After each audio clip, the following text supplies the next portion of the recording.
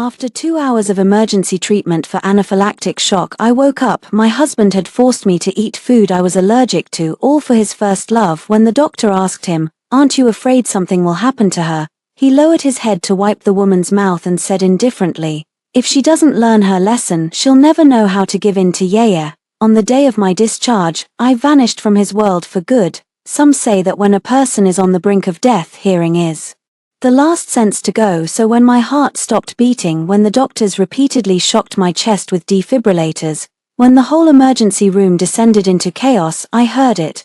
Through the door of the resuscitation room, my husband Lu Jingchen was lowering his head to wipe cream from another woman's lips. "If she doesn't learn her lesson, she'll never know how to give in to yaya." As consciousness returned, my throat felt like it was stuffed with a red-hot wire. Every breath carried a metallic taste. My chest was heavy as if crushed by a stone, and my eyelids were too heavy to lift. Yet the sounds around me were unusually clear. Someone was arguing in the corridor. It was Dr. Zhong's voice. I remembered he had been shouting in my ear during the resuscitation, "Song Qingyu, hang in there, don't fall asleep." Then I heard him say, "Mr. Lu, let me tell you again, your wife is allergic to peanuts. Anaphylactic shock can kill. You knew she couldn't have any, so why did you make her eat it?" Then came Lu Jingchen's voice, the voice I had listened to for 3 years, the one I could recognize with my eyes closed, low and nonchalant, as if dealing with a trivial nuisance. "She ate it herself." Dr. Zhong was clearly angered by this remark, his voice suddenly rising sharply. "She ate it herself? Are you trying to tell me I didn't see what happened? The restaurant surveillance clearly shows you bringing that piece of peanut butter cake right to her lips. Did you ever think about the consequences?" "What consequences?" Lu Jingchen's voice remained indifferent, yet it sounded blurred and distant, as if through a pane of glass. "Isn't it just an allergic reaction? It's not the first time. Last time she ate peanut candy, she just broke out in some hives. One shot took care of it. Who knew she'd be so dramatic this time?" The corridor fell silent for 2 seconds. I heard Dr. Zhong take a deep breath, the sound of someone struggling to suppress his rage. "Hives." His voice was very low. "Mr. Lu, your wife's heart stopped for a full 47 seconds. 47 seconds. Do you understand what that means? Half a minute later, and she wouldn't have made it. Her heart had stopped for 47 seconds. I silently repeated the number in my mind. So I really had died once. The resuscitation room gradually grew quiet, leaving only the steady beep of the monitor. I tried to move my fingers. The sharp sting in my fingertips confirmed that I was still alive. As long as I'm alive, I still have a chance to turn things around. The door was pushed open, and the sound of leather shoes on the floor grew from distant to near. I didn't open my eyes, keeping my breathing at the same rate as when I was unconscious. Lu Jingchen stood by my bed for a moment. He didn't sit down, didn't reach for my hand, didn't even come closer. He just looked down at me like he was assessing a broken appliance, calculating whether it was worth fixing. Suddenly, his phone rang. "Yeah," he answered, his voice instantly softening. "Yeah, I'm at the hospital. It's fine, she won't die, don't cry, it's not your fault, she was just careless. Okay, I'll be right there. What do you want for dinner?" "Alright, I'll get it." He hung up and left without looking back. From the moment he walked in to the moment he left, it was no more than 3 minutes. Only after the sound of his leather shoes faded down the corridor did I open my eyes. The ceiling light was blindingly white, stinging my eyes. I didn't cry. I had run out of tears on the operating table. All that was left now was hatred. The nurse pushed the door open to change the 4 bottle and jumped when she saw my eyes open. "Ms. Song, you're awake. I'll go get Dr. Zhong right away." "Wait," I said, my voice scraping out like sandpaper on wood. "Could I have a glass of water?" The nurse quickly poured some warm water and handed it to me. I propped myself up to sit, the 4 needle on the back of my hand tugging painfully. Dr. Zhong soon arrived and ran a series of tests. The look he gave me was clearly sympathetic, and his hesitant expression reminded me of the conversation in the hallway. "Dr. Zhong," I spoke first. "I heard what you said to him in the hallway." He was taken aback for a moment, then sighed. "Ms. Song, if you want to report this to the police, I can help provide evidence, surveillance footage, resuscitation records, and my own testimony. Would reporting it even help?" I asked, my voice so calm it sounded unfamiliar even to myself. "He's my legal husband. He can say I took it willingly and that he couldn't stop me. He can come up with 100 excuses to get away with it. While the worst thing that happens to me is an allergic reaction." Dr. Zhong's hand paused. He looked at me, and his expression shifted from sympathy to something more complex, probably because he hadn't expected a woman who had just crawled back from death's door to respond not with tears, but with a calm analysis of the situation.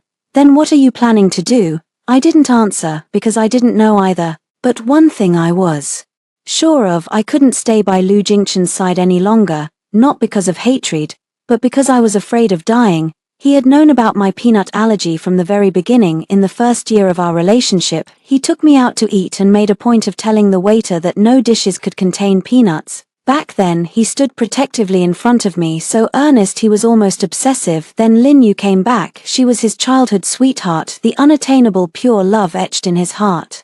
Since he was 17, during the years he was abroad, he met me. He said I looked like her, especially when I smiled, so I wasn't his wife, I was her stand-in. I had known this for a long time, and I had even accepted it. I thought that if I was good enough, obedient enough, and loved him enough, he would eventually see me for who I was. Until 3 months ago, at a dinner, Lin Yu handed me a piece of peanut candy, saying it was handmade and brought from abroad, especially delicious. Before I could refuse, Lu Jingchen had already taken it for me and placed it in front of me, saying, "Just try it, Yaya got this especially for you." I told him I was allergic to peanuts. Lin Yu's expression changed, her eyes instantly reddening. She put down her chopsticks and said, "I'm so sorry, I didn't know." Her tearful look made Lu Jingchen's face darken. He looked at me coldly and said, "Just a small bite, what could happen? Don't be a killjoy." I ate the candy. The itching in my mouth and the swelling in my throat came on fast. I was taken to the hospital for a shot.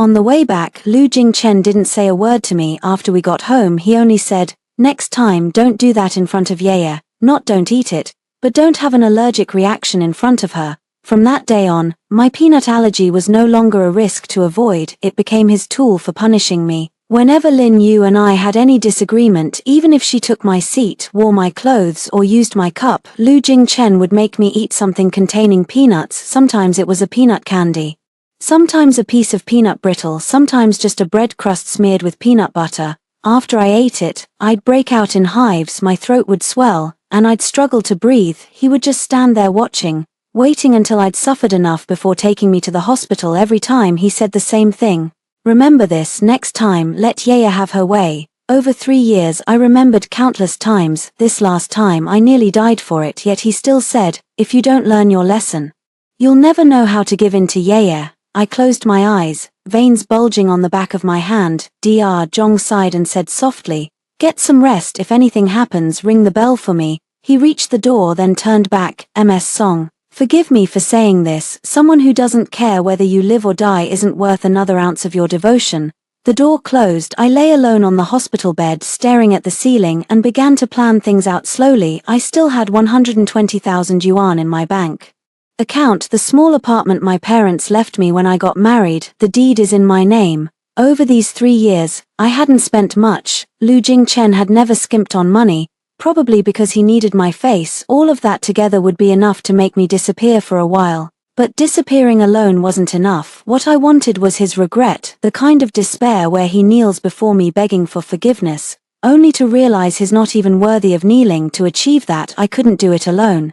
I needed leverage. The day I was discharged from the hospital was a Wednesday. Lu Jingchen didn't come to pick me up. He sent a message saying that Yaya had a medical checkup that day and he needed to be with her, so I should take a taxi home. I replied with a single word, "Fine." Then I deleted his contact information, not blocked but deleted. Blocking can be undone. Deletion means this person disappears completely from my world, along with every trace of him: chat history, call logs, his photos in my album, the clothes he bought me, the pillow he used. I took nothing with me except my ID card, bank card, and property deed. Just before leaving, I took one last look at the home I had lived in for 3 years. On the living room wall hung our wedding photo. His smile was faint, mine was foolish. Back then I was 23, believing I had married for love. Now I know that wasn't love, it was a 3-year prison sentence. I left the key on the entryway shoe cabinet, closed the door, and walked into the elevator without looking back. My phone buzzed, a message from Dr. Zhong. "The surveillance footage and resuscitation records have been backed up.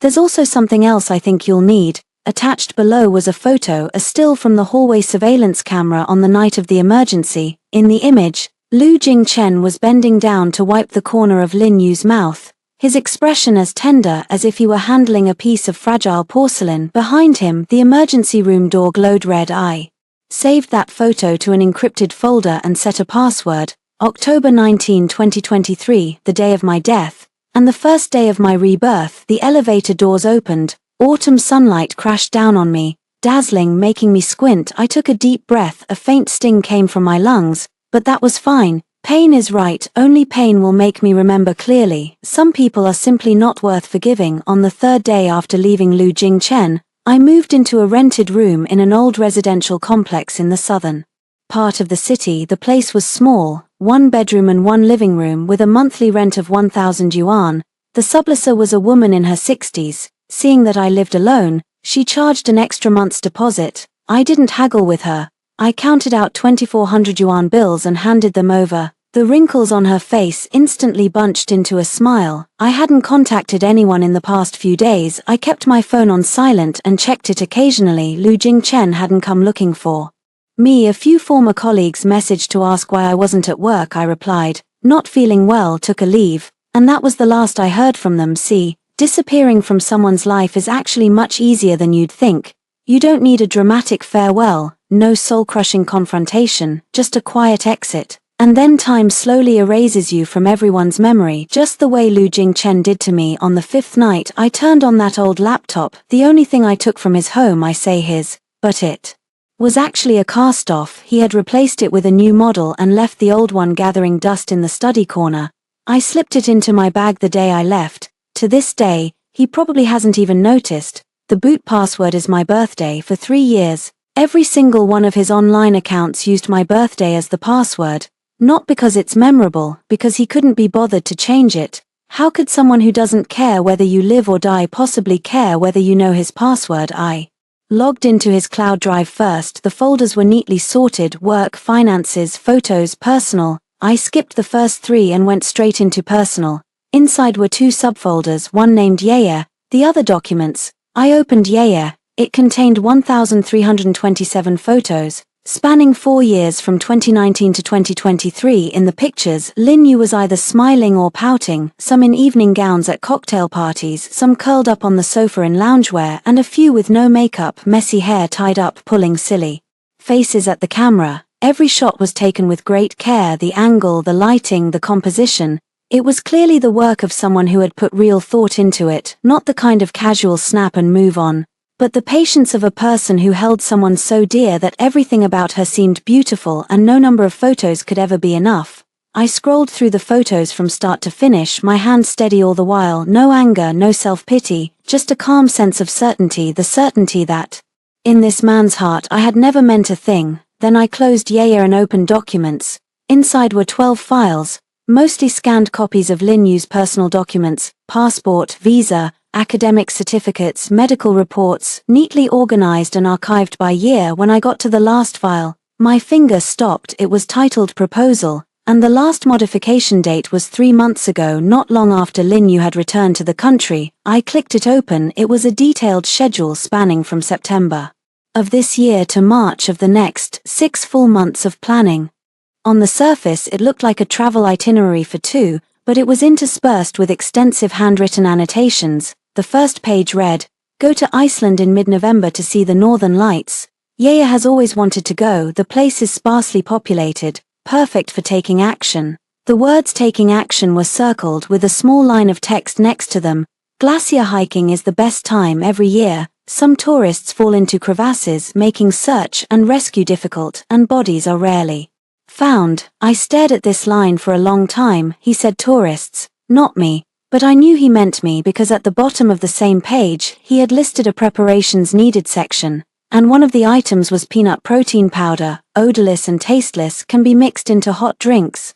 So he had even researched how to trigger my allergy: mix the peanut protein powder into hot chocolate or coffee, and it would go down with no strange taste. By the time we reached the glacier, the reaction would set in. I would have trouble breathing, my consciousness would fade, and I would stumble into a crevasse, the perfect accident, and Lin Yu would be the sympathetic confidant comforting him, the grieving husband who had lost his beloved wife. I continued flipping. The second page read, "Backup plan if Iceland plan fails, Switch to a Southeast Asian island. Yaya enjoys diving. Arrange a night dive. Administer peanut protein powder half an hour beforehand. Anaphylactic shock underwater will lead to drowning. Diving accidents are even easier to investigate than glacier incidents. Every word was written with chilling calm, like a project manager planning quarterly KPIs, considering all possible risks and countermeasures.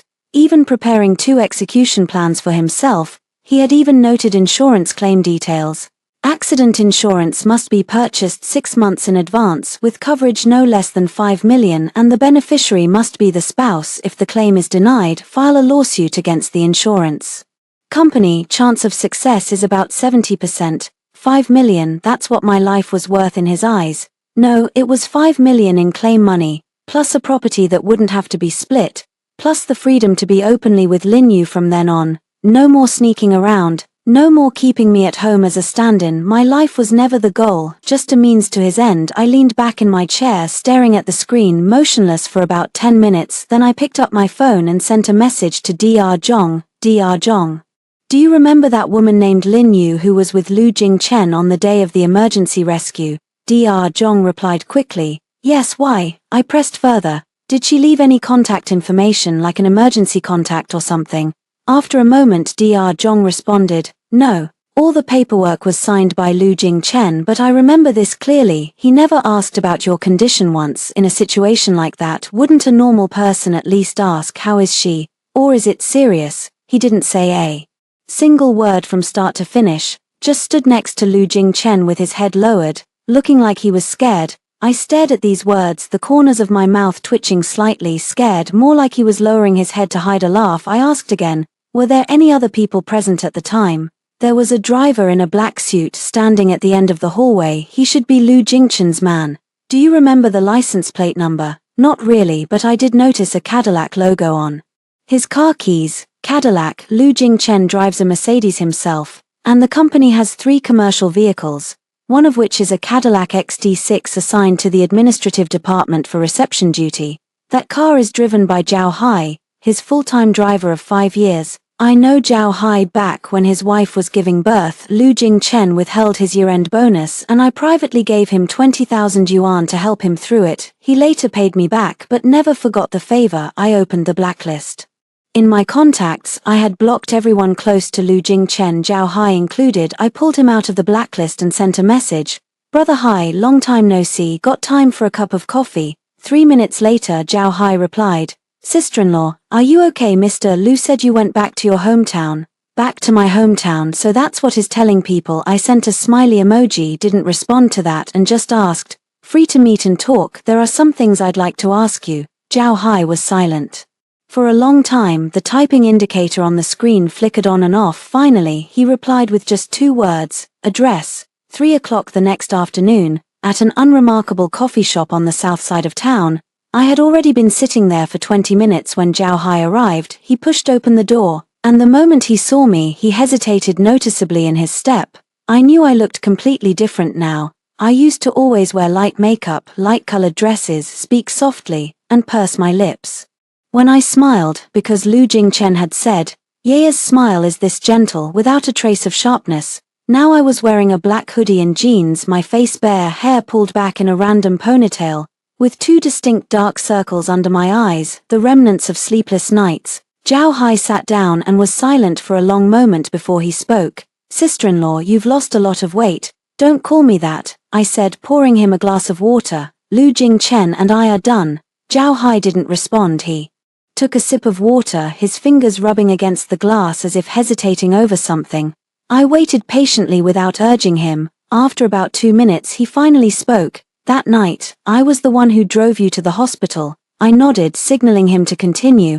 I wasn't at the dinner, Mr. Lu told me to wait in the car around 8 or so. He called and asked me to pull the car to the back door of the restaurant. By the time I got there, he'd already carried you out. Zhao Hai paused, his eyes flickering as he carefully chose his words. To be honest, I was terrified. Your face was covered in red rashes. Your lips were purple. You were breathing so fast and shallow, and you looked like you could stop breathing at any moment. What happened then? Mr. Lu put you in the car. I ran red lights all the way to the hospital. On the way, you passed out twice. No response no matter how I called. Zhao Hai's voice dropped. At the hospital, the doctors and nurses rushed you into the emergency room, Mr.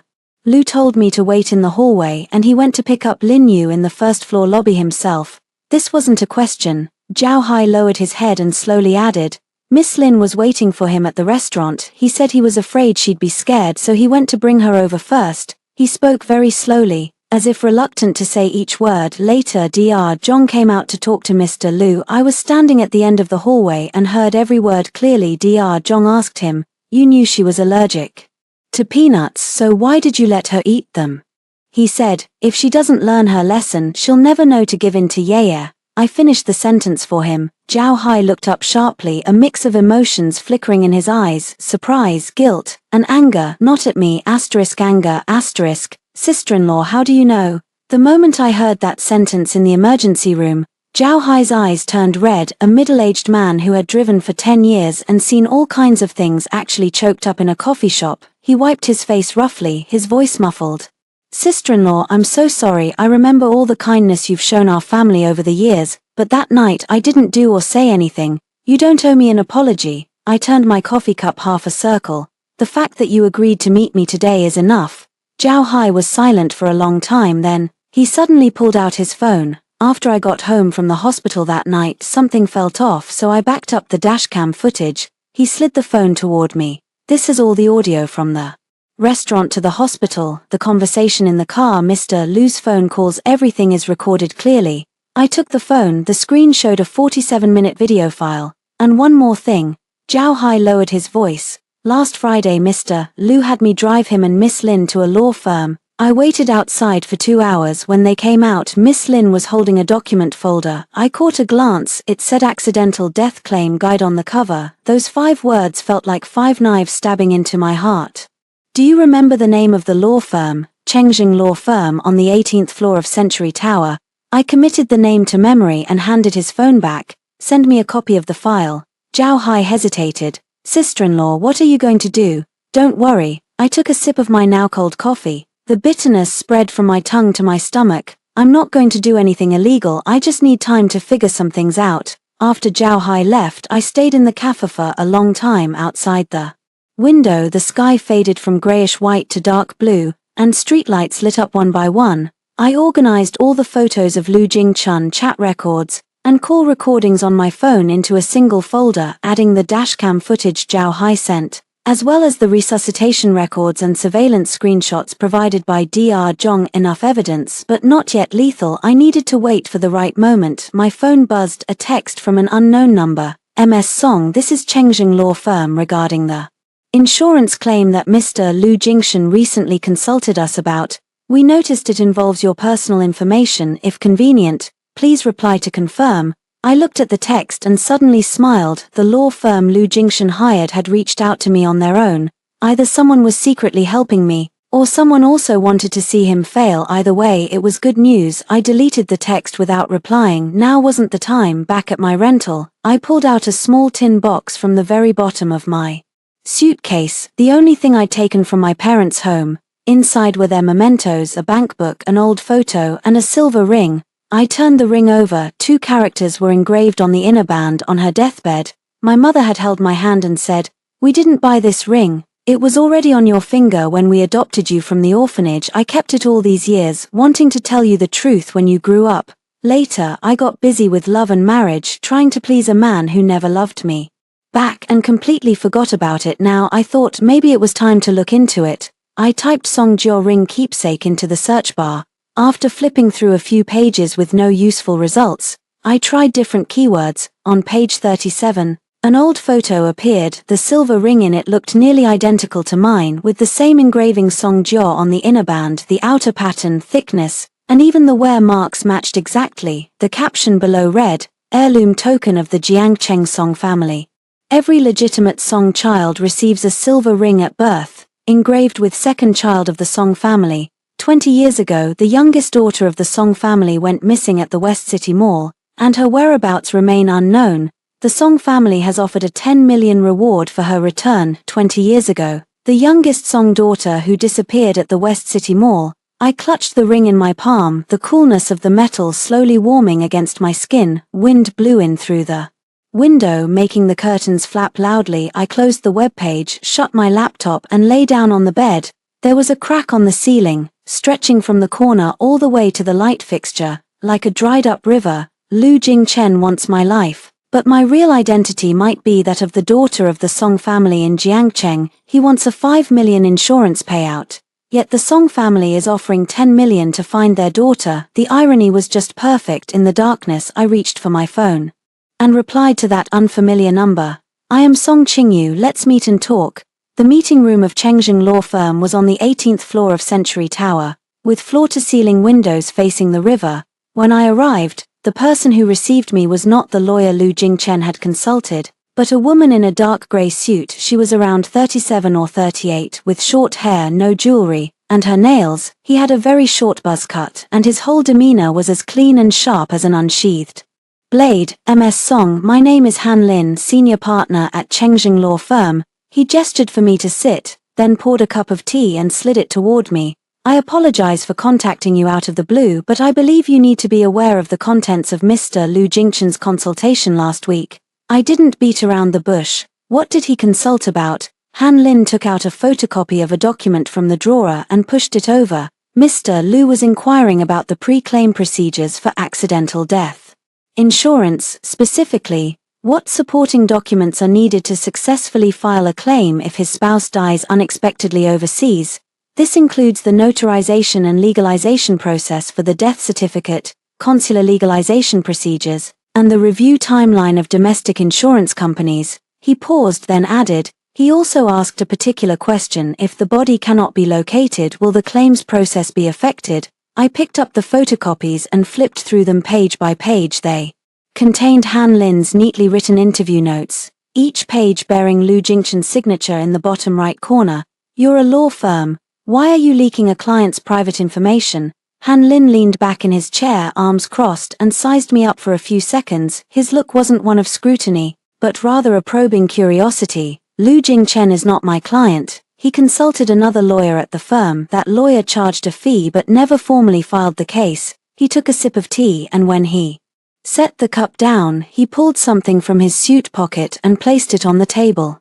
A silver ring identical to mine. MS Song. Han Lin's voice suddenly softened. I work for your father. The atmosphere in the reception room instantly froze. I stared at that ring for a long time, finally pulling the silver ring hanging from my neck out from under my collar, placing the two side by side on the table, the scratches on the inner band, the pattern on the outer band, the silver quality identical in every detail. 20 years ago, the youngest daughter of the Song family went missing at a mall in the west end of the city. Han Lin's voice was not loud, but every word was crisp.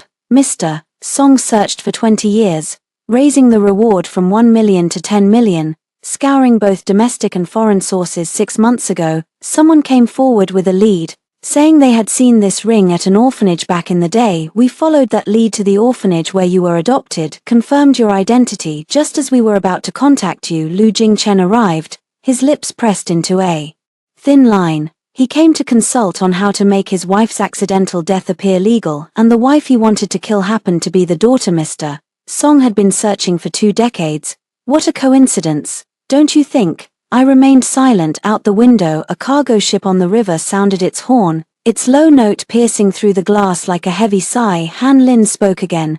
Mr. Song asked me to pass along a message. No matter what you want to do, the Song family has your back. Want Lu Jingchen ruined. The Song family can bankrupt him. Want him in prison. They have the best legal team. Want him. He paused, then enunciated each word. Want him dead. The Song family can make that happen cleanly too. I looked into his eyes and enunciated each word.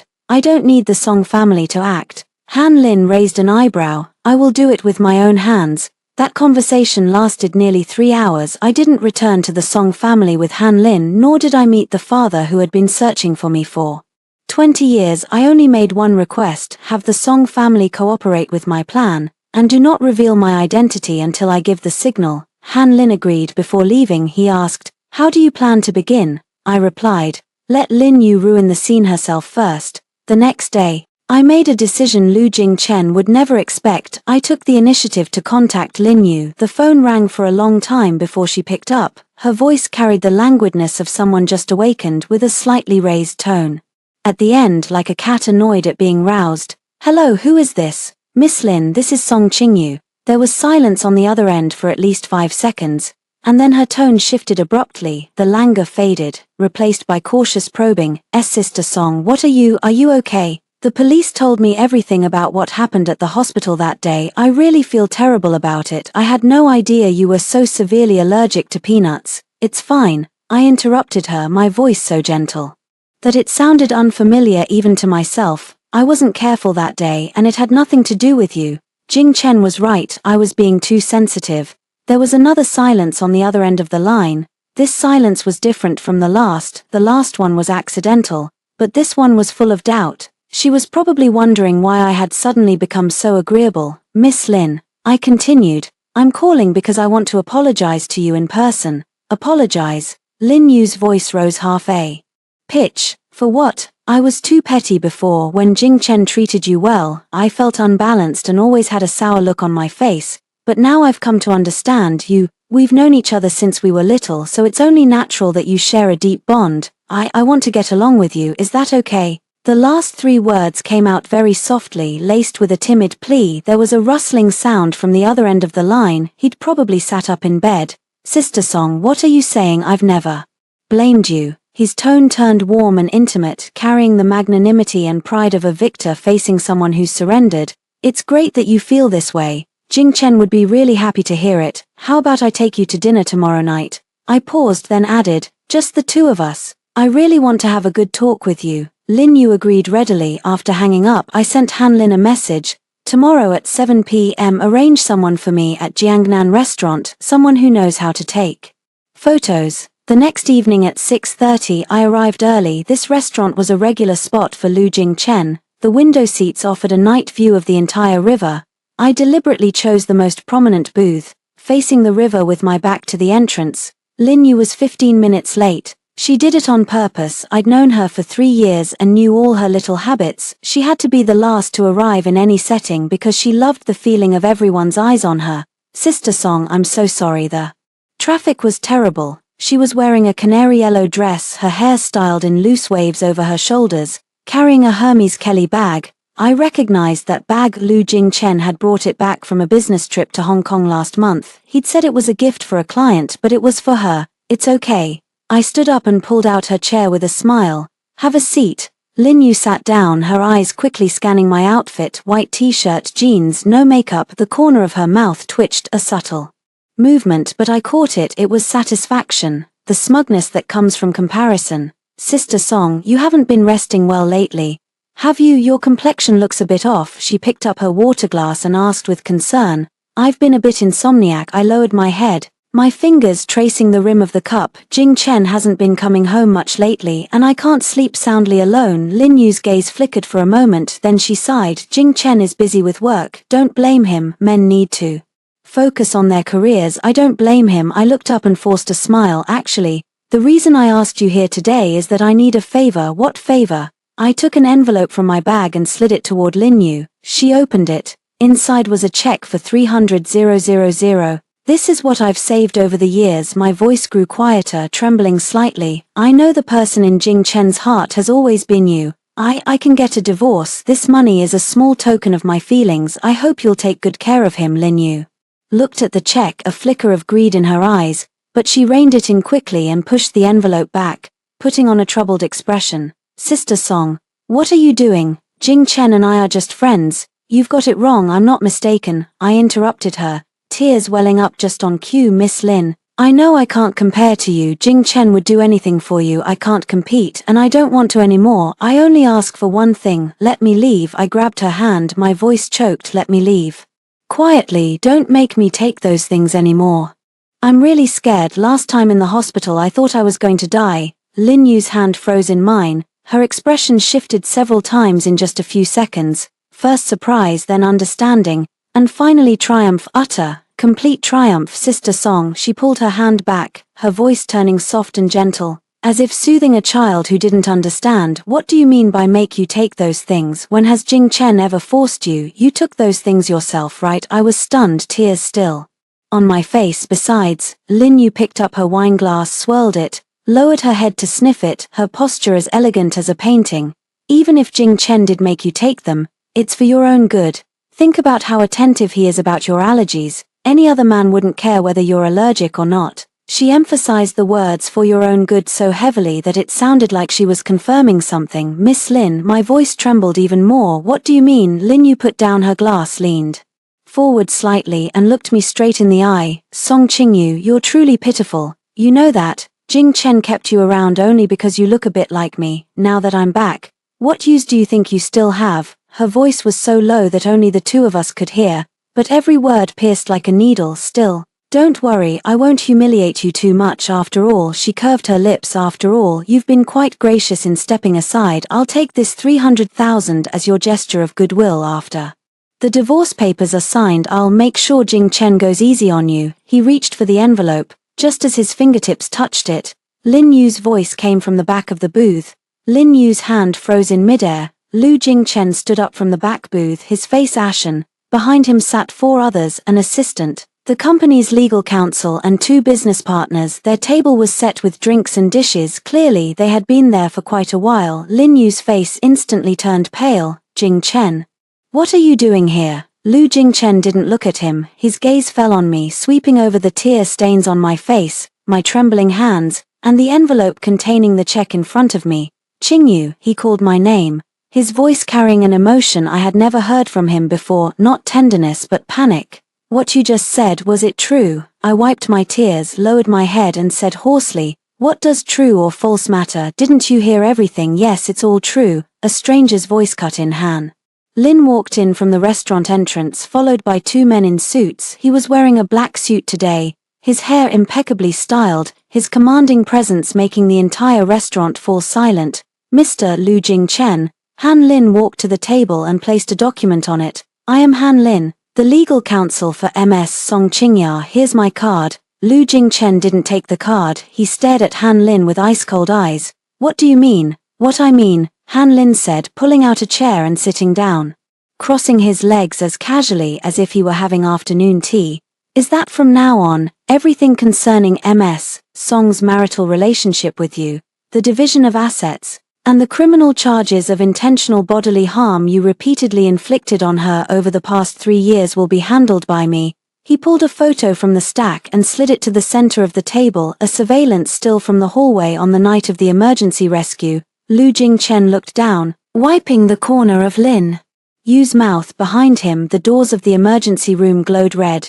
This one, Han Lin said, pulling out a second photo, shows you telling Dr. Zhong if she doesn't learn her lesson, she'll never yield to Yeye. We have both the audio and video. He pulled out a third photo. This one is the Iceland travel plan from your cloud drive, detailing how you intended to use peanut protein powder and glacial conditions to stage an accidental death. Oh, and there's also a backup plan involving scuba diving in Southeast Asia. The third photo is the consultation record you signed when inquiring about accidental death claims. You asked whether the claims process would be affected if the body could not be recovered.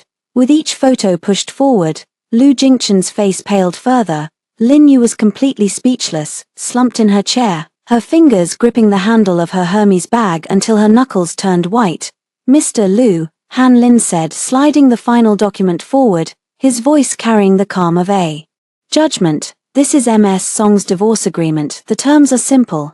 You walk away with nothing. All your assets, including real estate, vehicles, and company shares, will be transferred to MS Song. In exchange, MS Song will temporarily reserve the right to pursue criminal charges against you for intentional harm. The word temporarily was spoken lightly, but everyone understood it wasn't about dropping the charges but postponing them. The dagger hung at his throat, its fall depending on her mood. Lu Jingchen was silent for a full 10 seconds. Then he laughed, the kind of laugh born from having one's back against the wall. Qingyu, he said, looking at me with eyes tangled like a messy ball of yarn, you've hidden yourself deep. I didn't answer. I stood up from my chair, picked up a tissue from the table, and carefully wiped away every tear from my face. When I finished, I folded the tissue, placed it on the table and looked at Lin Yu. She was huddled in her chair, lips trembling, eyes brimming with tears. Still the same pitiful, delicate image, still the first love Lu Jingchen had always cradled like she might break. But her fingers were shaking badly. Miss Lin. I leaned down and whispered a sentence in her ear, so quietly that only she could hear it. That 300,000 wasn't a gesture of sincerity, it was the price for that necklace of yours. She jerked her head up, her hand instinctively flying to her neck. The necklace was still there, but her expression had completely changed. The sapphire set in. It is fake. I straightened up and looked down at her.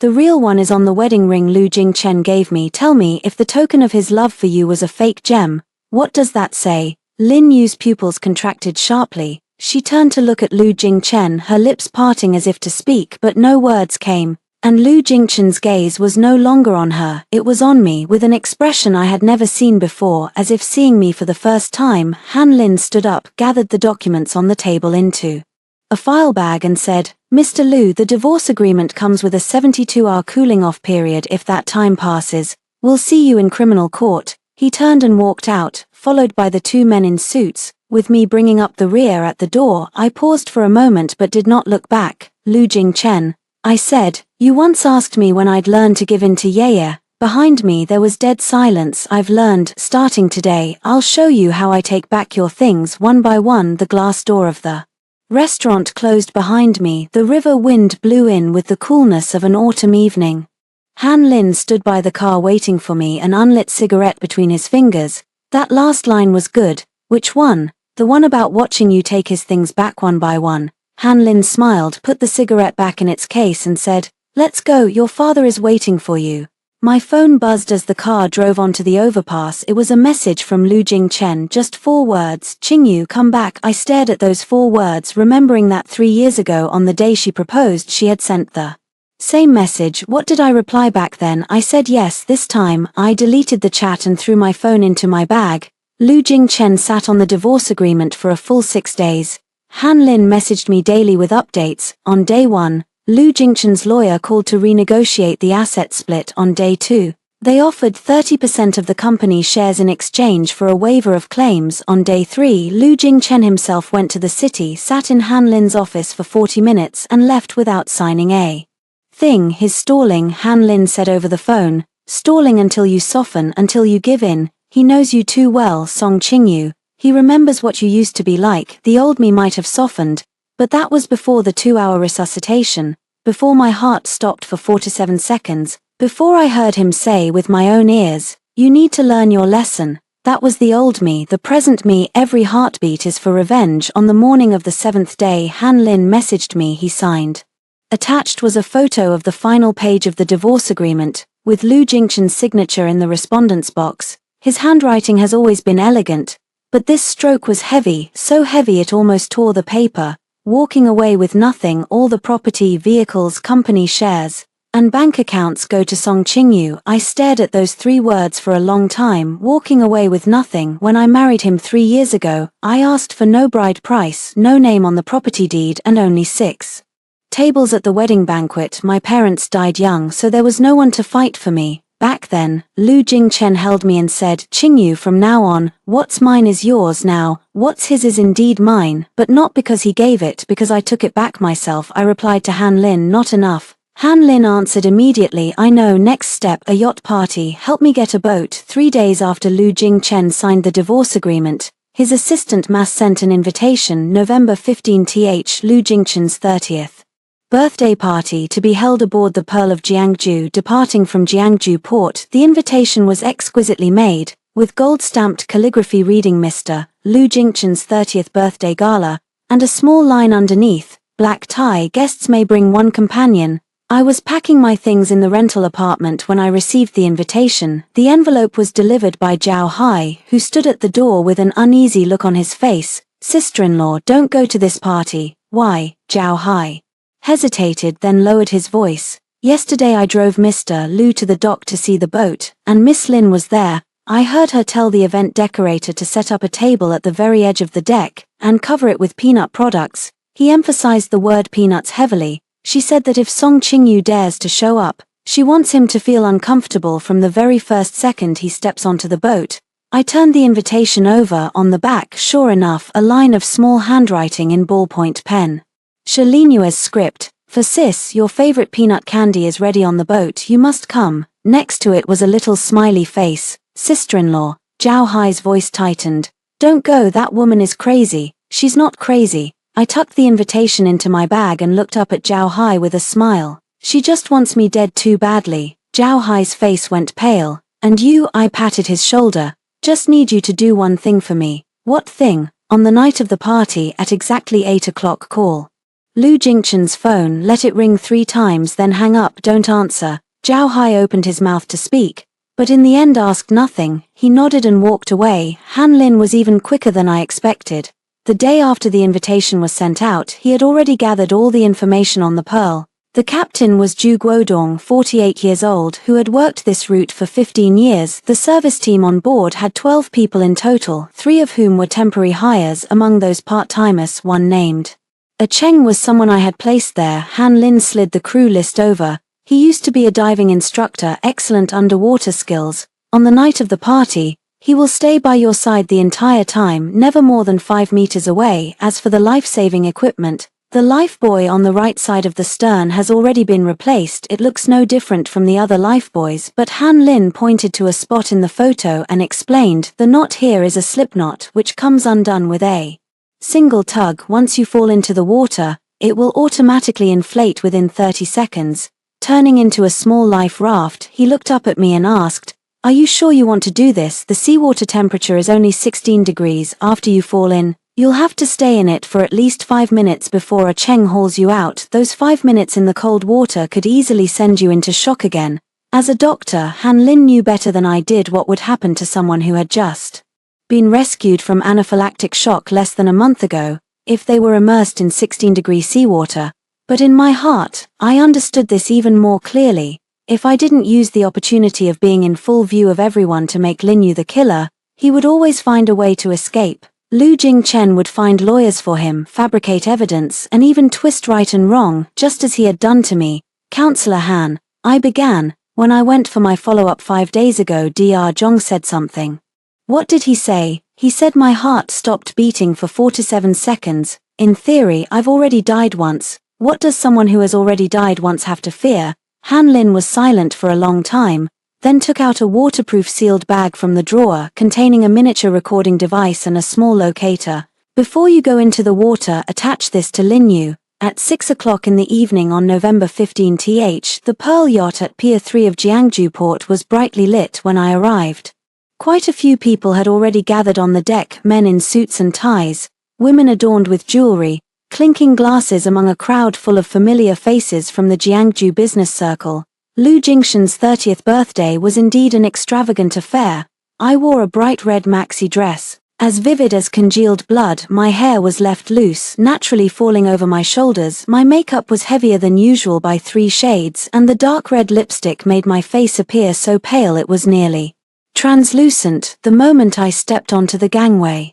The deck fell briefly silent and all eyes turned to me, not because I looked beautiful, but because everyone knew that Lu Jingchen had signed the divorce papers, and that he was the one who walked away with nothing. They were all waiting to see what would happen next, never expecting that the ex-wife who had been kicked out would dare to appear in a red dress at her former husband's birthday party. Lu Jingchen stood in the center of the deck, holding a glass of champagne. The moment he saw me, his fingers visibly tightened. Lin Yu stood beside him, holding his arm, wearing a white lace dress. When she saw me, the smile on her face froze for a second, then quickly returned to a gentle and composed expression. Sister Song, you actually came. She let go of Lu Jingchen's arm and walked toward me, her voice syrupy sweet. I thought you wouldn't come. She leaned close to my ear and lowered her voice. After all, last time at the restaurant you cried so pitifully. I thought you'd be too embarrassed to show your face. I smiled but didn't respond. My gaze drifted past her shoulder to the table at the far edge of the deck. It was covered with peanut-based treats, peanut candy, peanut crisps, peanut butter sandwiches, peanut cookies, and even a whole plate of boiled peanuts, an assortment so abundant it looked like a small buffet. Zhao Hai was right. Lin Yu truly wanted to make me uncomfortable from the very second I stepped onto the boat, and uncomfortable I was, not mentally but physically. Even from several meters away, the scent of peanuts drifting through the air made my throat begin to tighten.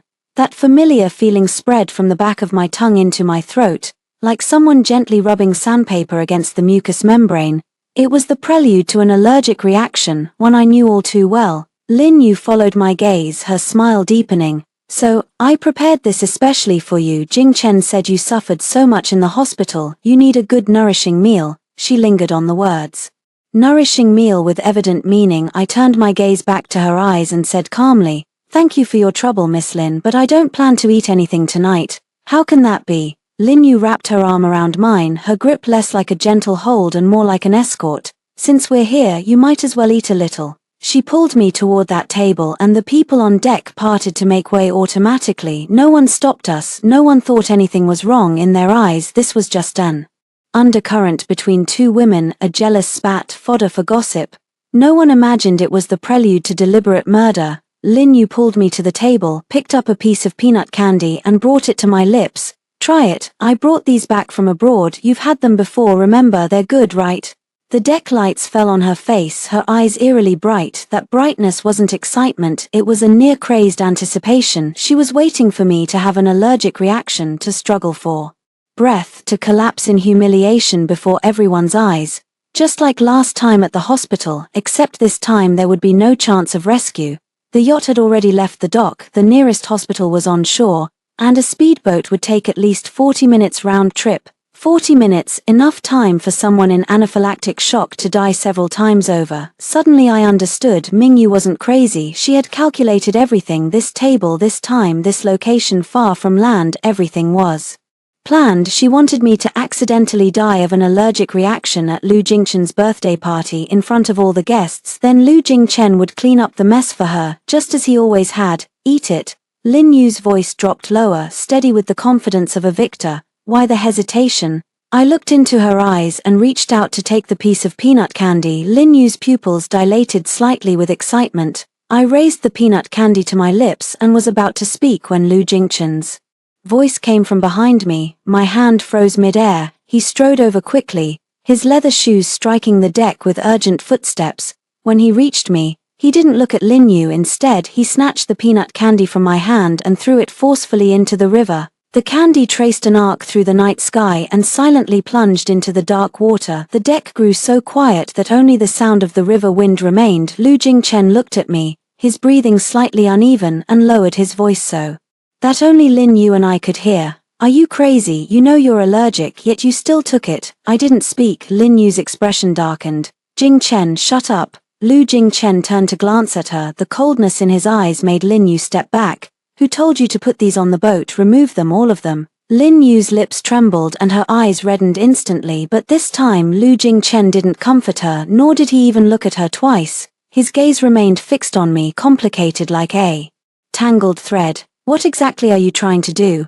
I looked at his slightly furrowed brow and the emotion in his eyes, whether concern or wariness. I couldn't tell. Less than a month ago, this man had planned to make me accidentally fall on a glacier in Iceland.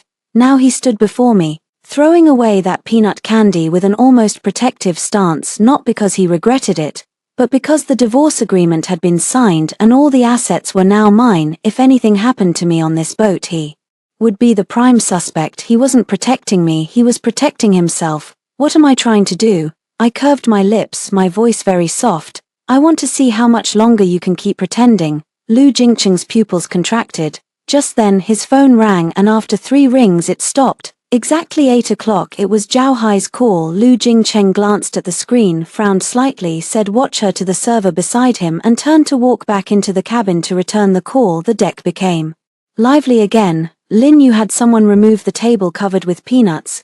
Guests continued their small talk with wine glasses in hand, as if nothing had just happened.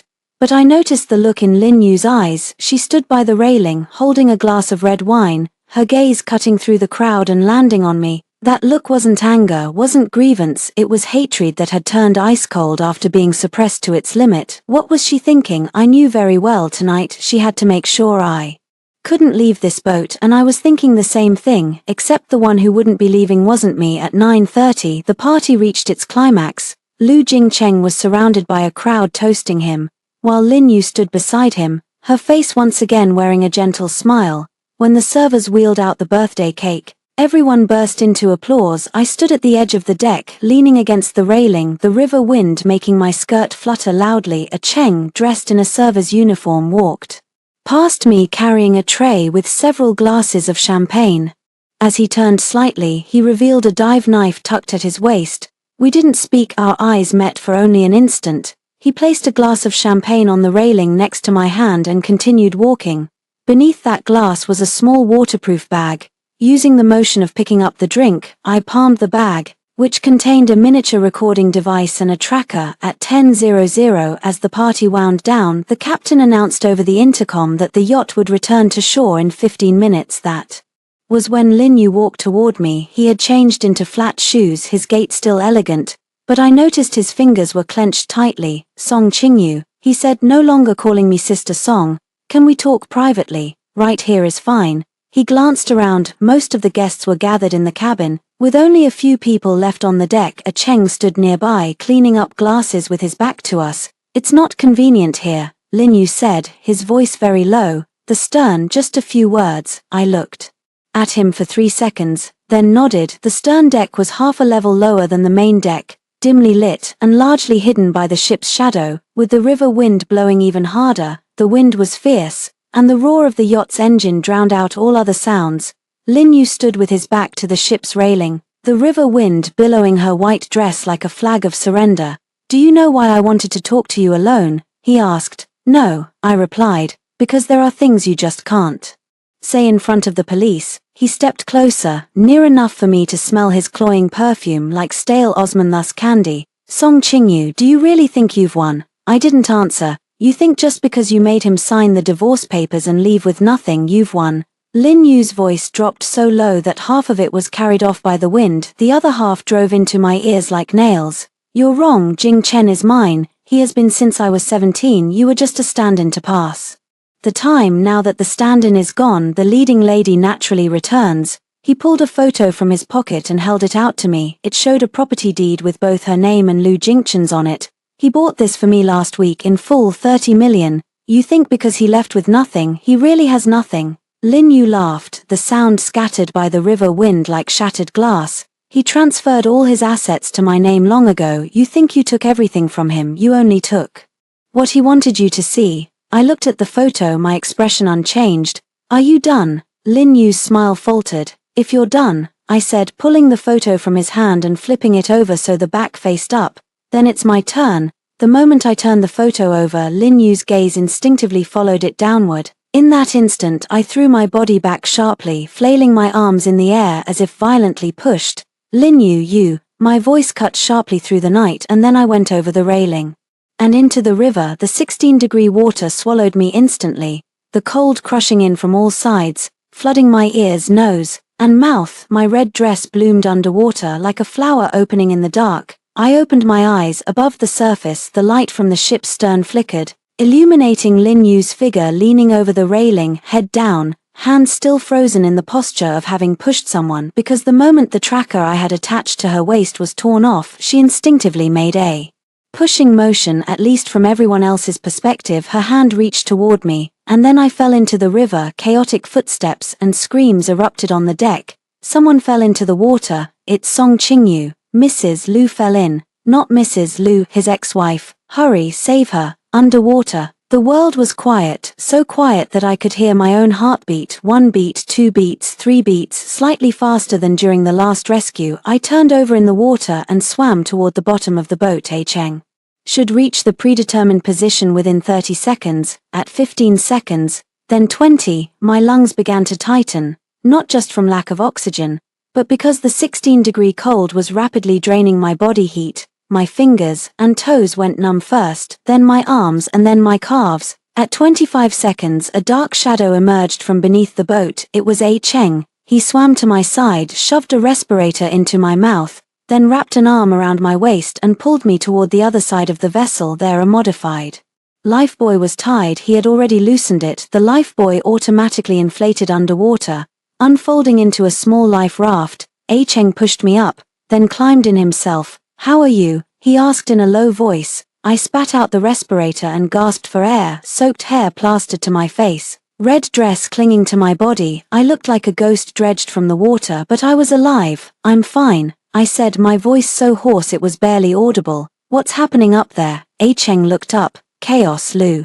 Jing Chen rushed to the stern. He paused. He's jumping in. I jerked my head up. Another figure flipped over the side of the boat above the water. Falling in, his suit and leather shoes entered the water with no skill at all, the splash shattering into countless fragments under the light. Lu Jingchen can't swim. 3 years ago when we went on a beach vacation, he refused to go past waist-deep water, saying he'd nearly drowned as a child and had a fear of deep water. Now he'd jumped into a river 10 meters deep. Cheng glanced at me and I nodded. He slipped back into the water and swam toward Lu Jingchen. I was left alone on the life raft. The river wind blew, and my soaked body shivered uncontrollably, but I didn't lower my head or look away. I stared at the light on the water, at the churning river, at Cheng as he dragged Lu Jingchen, who had already swallowed several mouthfuls of water, onto the raft. When he climbed up, his suit jacket was gone somewhere, his white shirt clung to his body and his messy hair hung over his forehead. He lay on the edge of the raft, coughing violently, his whole body shaking with each spasm. Then he raised his head and saw me. His eyes burned impossibly bright in the dim light, like 2 washed stones of obsidian. Inside them were fear, rage, and something I'd never seen before. He crawled over, grabbed my shoulders with both hands and squeezed with a force that felt like he might crush me. "What the hell are you trying to do?" His voice was hoarse, roughened by the river water he'd choked on, not an accusation, not a reproach, but a nearly broken roar. "What the hell are you trying to do? You know I can't swim, you know that." I looked into his eyes. "You know I'm allergic to peanuts too." My voice was so calm it sounded strange even to myself. "You know that, but you still made me eat them." Lu Jingchen's hands froze on my shoulders, droplets fell from his hair one by one, landing on the raft's air cushion. "For 3 whole years," I said, "every time you gave me something with peanuts in it, every time you watched me suffocate in front of you, every time you took me to the hospital and then left to be with her, you knew all along. The plan document in your cloud drive, Iceland's glacier, Southeast Asia diving, peanut protein powder, I've read every word." His fingers loosened one by one. "You ask what I'm trying to do?" I pulled the wet hair off my face and smiled. "I didn't do anything, Lin. You pushed me in, everyone saw it." Lu Jingcheng's pupils contracted sharply as he turned to look toward the yacht. Under the stern lights, Lin Yu was being forcibly held by 2 security guards, struggling desperately. Her white dress stood out starkly in the glow, her mouth opened and closed too far away to make out what she was shouting, but everyone had seen his hand reach for me. And the moment I fell into the river, Zhao Hai's phone call, Huashong Hall's farce, the words Lin Yu said at the stern, every link was designed for this moment, to make all witnesses believe that Lin Yu pushed me overboard. Lu Jingcheng turned back to look at me, his lips parted slightly as if he wanted to say something, but in the end nothing came out. The life raft drifted on the river as the yacht's lights drew closer. Someone on deck shouted, "Found her, found her." Someone called for an ambulance, another lowered a rope ladder. The river wind was biting, but I didn't feel cold,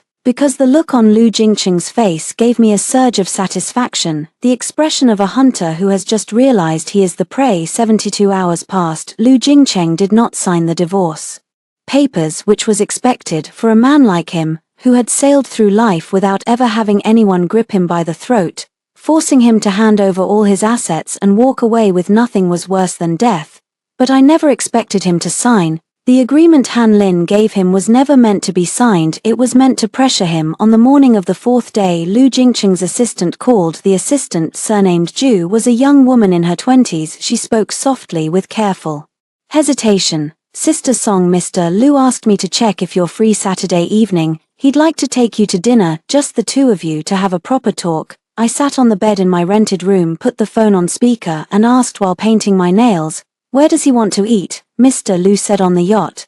My hand holding the nail polish brush paused. The yacht. Lu Jingchen owned a yacht, bought 3 years ago and named Qingyu Hao. We had just gotten married then. He took me to see its maiden voyage, stood on the deck with his arm around me, and said that every anniversary from then on, we'd sail it out to sea. Later, he only took it out once, to watch the sunset with Lin Yu. That night, I waited at home until 2 in the morning. When he came back, there was a lipstick stain on his collar. He said he'd just been entertaining a client. I washed that shirt, ironed it flat, and made him breakfast as usual the next morning. Thinking about all this now, I feel nothing. It's like watching a movie that has nothing to do with me, the joys and sorrows on the screen all separated by a pane of glass.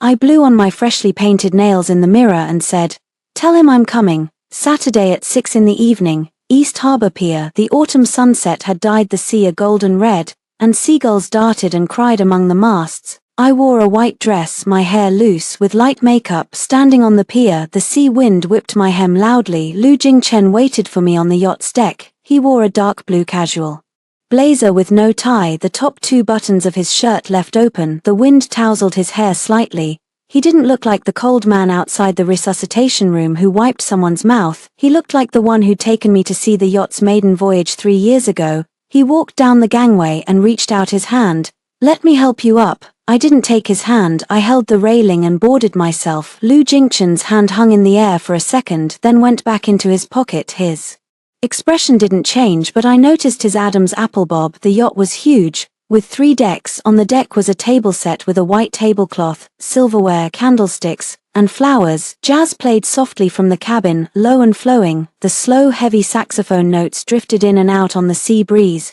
Lu Jingchen pulled out a chair. "Sit." I sat down, my eyes sweeping every corner of the deck. No one else, just him and me. "Where is Lin Yu?" I asked. Lu Jingchen's hand pouring wine paused. "Today it's just the 2 of us." He placed the wine glass in front of me, his voice very low. "Qingyu, we've been married for 3 years and have never once sat down to talk properly. Today I want to talk with you."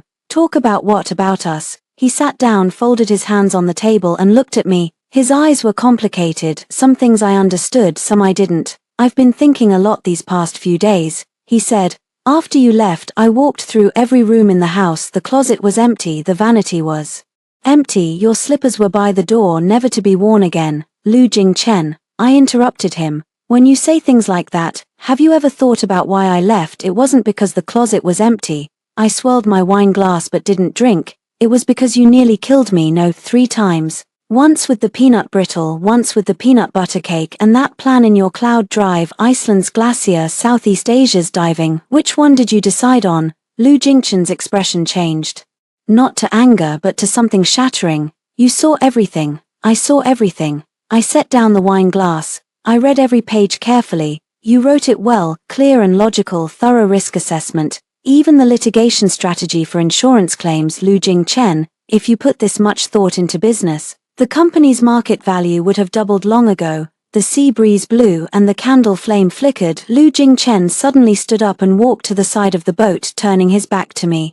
His shoulders were taut, the fabric of his suit pressed against his body by the wind. "What if I told you," his voice came through the sea breeze, so muffled it was almost inaudible, "that the plan wasn't written for you? Would you believe me?" I didn't speak. He turned around, his eyes bloodshot. "That plan was written for Lin Yu." The wind suddenly picked up, blowing the napkin off the table. The white cloth flipped in the air twice, fell into the sea, and was quickly swallowed by the waves. "After Lin Yu came back, she kept pushing me to do one thing." Lu Jingchen's voice was very low, as if squeezed out of his chest. "She wanted me to divorce you. I refused. Then she said it was fine if we didn't divorce. But she needed a sum of money, 30 million. She said she owed gambling debts abroad. The principal was 30 million and with interest nearly 50 million. Lu Jingchen twitched the corner of his mouth, the curve bitter. "I couldn't come up with it. The company's liquid assets were less than 20 million, the rest were fixed assets. She gave me 3 months to raise the money. If I couldn't, she would expose my relationship with her. So you wrote that plan to keep her in check." Lu Jingchen didn't answer, but silence itself was the answer. I suddenly found it deeply ironic, so ironic that the corners of my mouth lifted, yet there was no trace of a smile in my eyes. "Lu Jingchen, to keep a woman who was blackmailing you in check, you wrote a plan to murder your wife and then you tell me it wasn't written for me, it was written for her. Do you think that explanation absolves you? Or makes me forgive you?" "I don't expect your forgiveness." He took a step forward. "Qingyu, I know what I did. I'm not asking for your forgiveness. I just want you to know one thing." "What?" His voice suddenly cracked. "That day in the hospital when you were in the emergency room, I was standing in the hallway. Dr. Zhong came out and asked me that question. Every word I said for Lin Yu's ears because she was standing next to me waiting to see my stance. So you used my life to make a statement." Lu Jingchen's lips moved but nothing came out. The sun had completely set, and the sea turned from golden red to dark blue. The lights on the yacht came on, casting a warm yellow glow on his face, revealing a fine line at the corner of his eye that I had never seen before. This man had aged, not in years, but in a way that something had hollowed him out from the inside. "Qingyu," He called my name again, his voice carrying a plea I had never heard from him before. Come back, I don't want anything anymore. The company, the house, the money, I'll give it all to you, just come back. The sea wind tousled his hair even more. 3 years ago, he stood on the deck of the same yacht, arm around me, saying that every wedding anniversary we would go out to sea.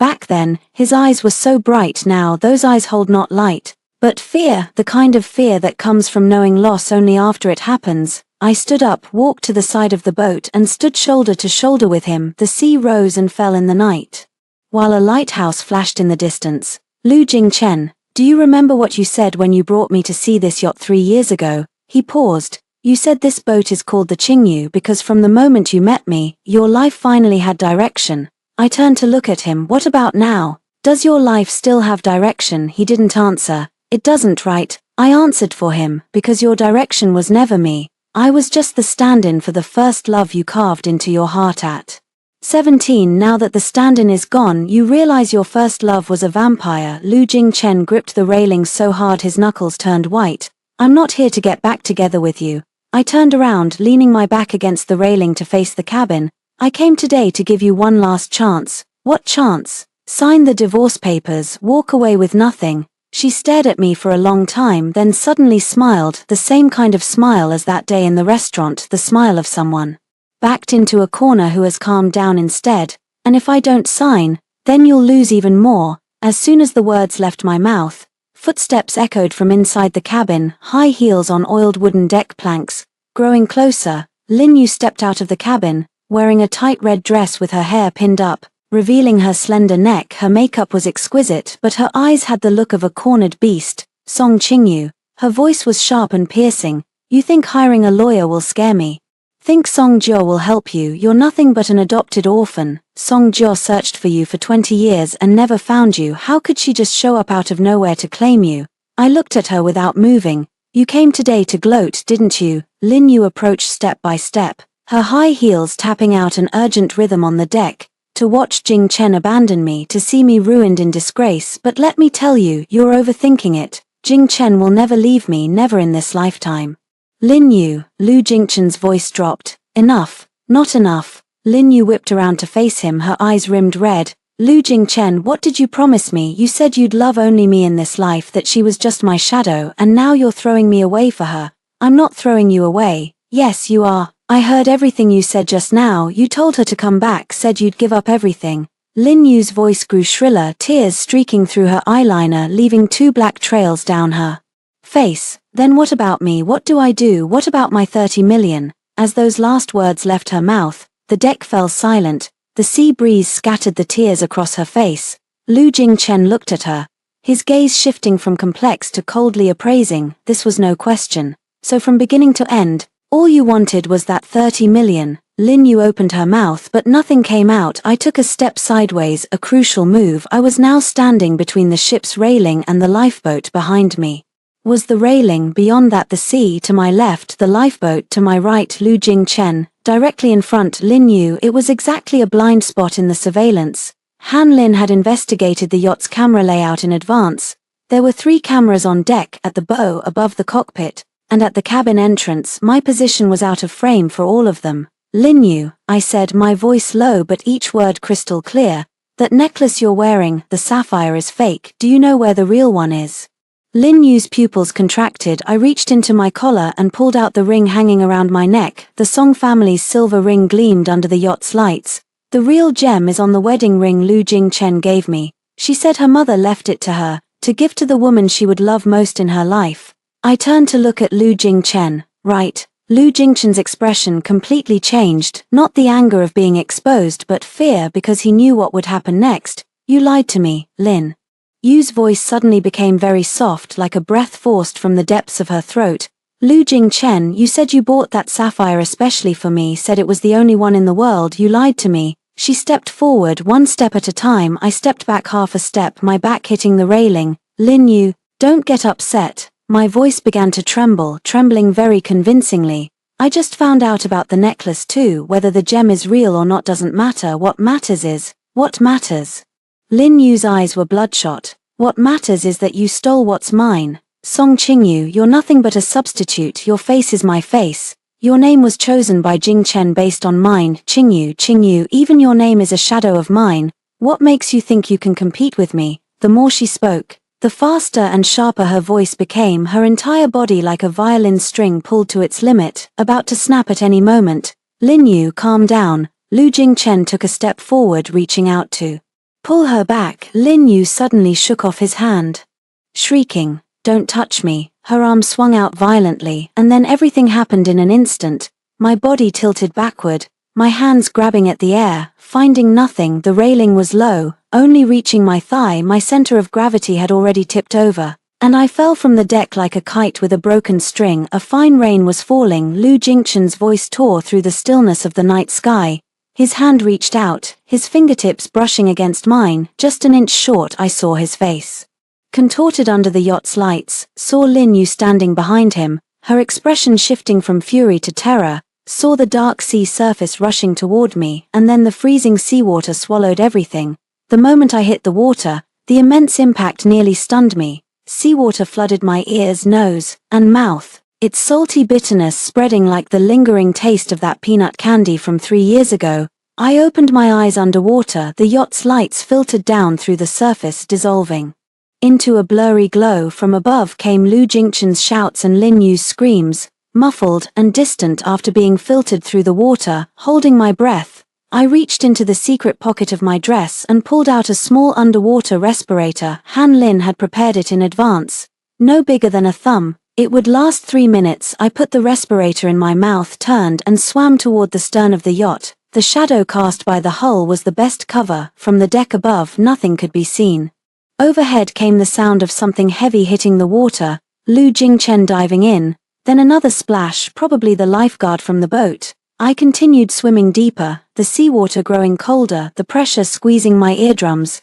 Darkness surged from all directions, with only the distant lighthouse beam occasionally sweeping across the water's surface, casting a fleeting pillar of light. After swimming about 100 meters, I found the rope that had been pre-secured here, its other end tied to a submerged reef. Following the rope around to the back of the reef, a small speedboat was waiting there, its engine off and lights dark.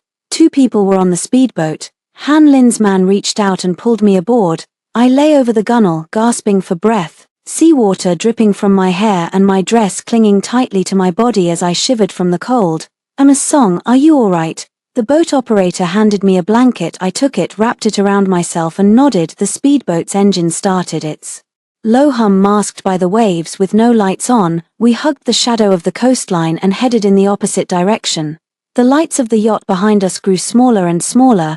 Lu Jingchen's voice carried across the sea, fragmented by the wind. He was calling my name, over and over, with an emotion I had never heard from him before. It wasn't anger nor panic, it was devastation, the kind of complete collapse that comes only when you realize you've lost someone irreplaceable. The speedboat docked at an abandoned fishing pier. Han Lin stood waiting for me on the dock, wearing a black trench coat with a cigarette between her fingers, its red tip glowing and fading in the night. As the boat pulled in, she reached out and pulled me onto the dock. Everything handled? I asked. Handled. Han Lin stubbed out her cigarette and tossed it into the sea. The surveillance footage on the yacht will show you and Lin Yu arguing on deck. She'll lose control and wave at you. You'll lose your balance and fall overboard. Lu Jingchen will jump in to save you but won't find you. Tomorrow morning, Song Jiahui will officially file a police report. Search and rescue teams will search the waters for 3 days. After that, the search will conclude with a finding of missing, presumed dead. Han Lin spoke in a tone as calm as if she were reading meeting minutes. From now on, the person Song Qingyu no longer exists in a legal sense.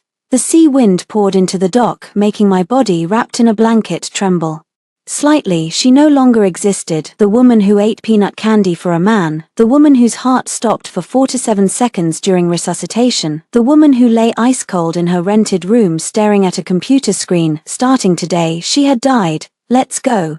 Han Lin took off his trench coat and draped it over my shoulders. Your father is waiting for you in the car. A black Maybach was parked at the end of the dock. The window rolled down slowly, revealing a gray-haired man in the back seat. He wore a dark gray Zhongshan suit and leaned on a Huanghuali wood cane, its top carved with a Kirin whose scales were clear and lifelike. He looked at me and I looked at him. The sea wind blew between us for a full 10 seconds.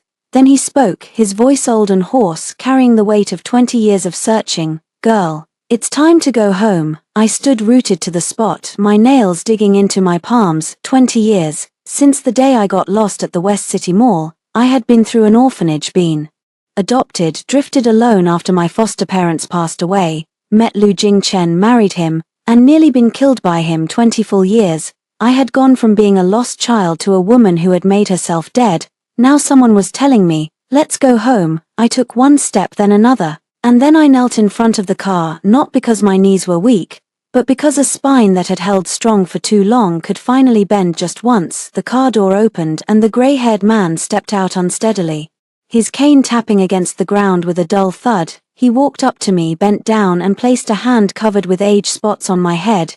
"Child," his voice trembled violently, "Daddy has been searching for 20 years, 20 whole years." I didn't look up. Tears fell drop by drop onto the concrete ground. The dock lights stretched our shadows long and far, so long that they melted into the night, blurring where shadows ended and the sea began. On the distant water, the lights of yachts still flickered and sirens faintly echoed. But there, in my father's arms, I finally cried out loud.